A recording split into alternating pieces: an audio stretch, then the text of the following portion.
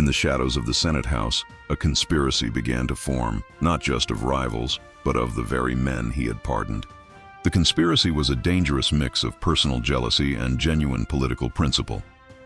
Its leaders were Gaius Cassius Longinus, a bitter and pragmatic senator who had never forgiven Caesar, and Marcus Junius Brutus.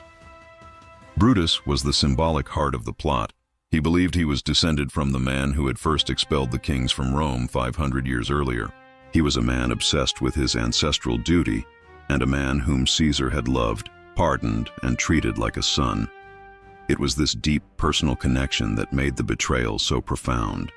They saw themselves not as murderers, but as liberatores, liberators, acting as patriots to save the Republic from a tyrant. They recruited over 60 other senators, binding them with a secret oath.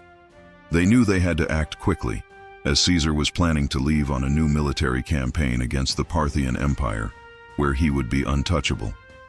They chose their moment, the Ides of March, March 15th, 44 BC, during a meeting of the Senate to be held at the theater of Pompey. The day itself was thick with omens. A soothsayer had famously warned Caesar to beware the Ides of March. His wife Calpurnia had been plagued by nightmares, dreaming she held his murdered body, and begged him not to go. He initially agreed to stay home, but a conspirator, sent to his house, convinced him that to ignore the Senate would be seen as an act of arrogance. On his way, someone thrust a scroll into his hand detailing the entire plot, but in the press of the crowd, he never had a chance to read it. As he took his seat on his golden throne, the conspirators surrounded him under the pretense of presenting a petition. One of them, Julius Caesar, grabbed his toga and pulled it from his shoulders. This was the signal. They swarmed him, stabbing him with daggers they had hidden in their scrolls.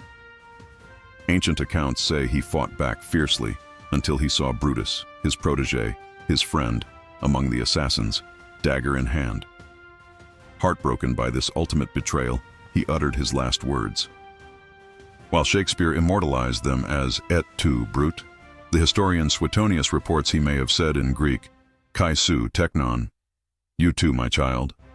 He then covered his face with his toga and fell at the base of a great statue of his defeated rival, Pompey, bleeding to death from 23 wounds. For a moment, there was a stunned silence. Then, panic erupted. The other senators fled in terror. The assassins raised their bloody daggers, with Brutus attempting to make a speech, proclaiming that tyranny was dead. They believed they had saved the Republic. They could not have been more wrong.